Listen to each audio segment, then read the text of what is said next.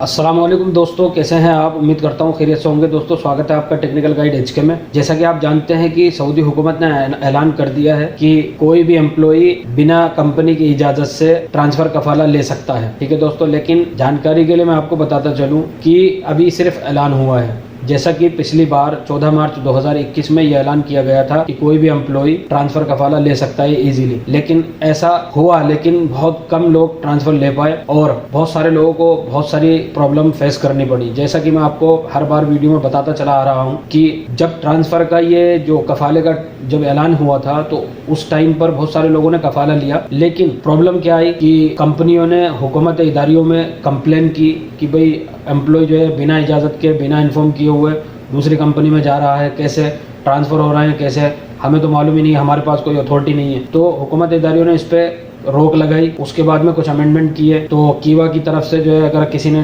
New company join करनी थी तो किसी ने जो है रिक्वेस्ट मंगाई कीवा पर, तो कॉन्ट्रैक्ट उसने जो है एक्सेप्ट किया। फिर उसके बाद में उसका 90 डेज का जो है पीरियड जो है शुरू हुआ। किसी का 2 मंथ का हुआ, किसी का 1 मंथ का हुआ। तो इस तरीके से उनको जो है मतलब हिलगा कर रखा कि अभी इतना टाइम बाकी है, आप अपनी पुरानी कंपनी के साथ इतने दिन काम करेंगे, उसके बाद हम आपको एक्सेप्ट करेंगे।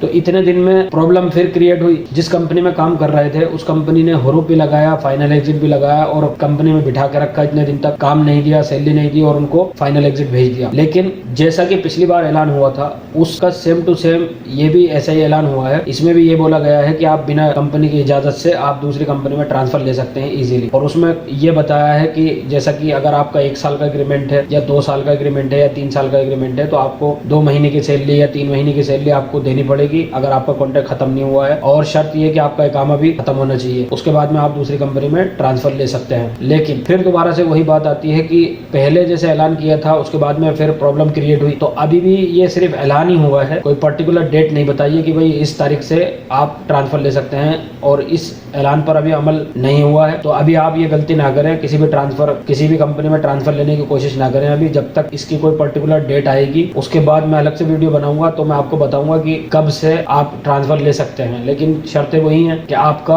अगर आप नए हैं सऊदी में तो आपका अराइवल से लेके और 12 महीने तक आपने काम किया होगा कंपनी में, उसके बाद आप दूसरी कंपनी में ट्रांसफर ले सकते हैं। या आप सऊदी में रह रहे हैं और आपका इकामा खत्म हो गया है या आपका कॉन्ट्रैक्ट अभी बाकी है तो आपको 2 सैलरी या 3 सैलरी आपको देनी पड़ेंगी और आपका इकामा भी खत्म होना चाहिए। उसके बाद में आप दूसरी कंपनी में ट्रांसफर ले सकते हैं। लेकिन ये ध्यान रखें कि जिस कंपनी में आप जा रहे हैं उनसे पहले पक्का कर लें, पहले बात कर लें अच्छी तरीके से क्या कितना सैलरी है। कभी पता चला कि आप पुरानी जगह से जाकर के परेशान होकर के आप दूसरी जगह जा रहे हैं, वहाँ और ज़्यादा परेशानी हो, तो वहाँ फूड का, सैलरी का, कॉन्ट्रैक्ट कितने साल का है, सब कुछ क्लियर कर लें। उसके बाद आप जो है ट्रांसफर कफाला करवाएं। और साथ में ये भी बताता चलूं कि बहुत सारी कंपनियां जब बिठा देती हैं, जैसे कि आपने तलब डाली कि भाई मैं आपकी कंपनी में काम नहीं करूंगा, ठीक है, और दूसरी कंपनी आपने ज्वाइन करने का जो है कीवा पर रिक्वेस्ट मंगा लिया। फिर उसके बाद में आपने 3 महीना पहले ही ये सब प्रोसेसिंग करना है, तो इन 3 महीनों के अंदर आपकी करंट कंपनी जो है आपको हो सकता है कि हुरूप मार दे। तो ये ध्यान रखें कि हुरूप भी नहीं लगना चाहिए और आपका जो है टाइमिंग भी जो है पूरा हो जाना चाहिए, ठीक है, और आप जा सकते हैं। तो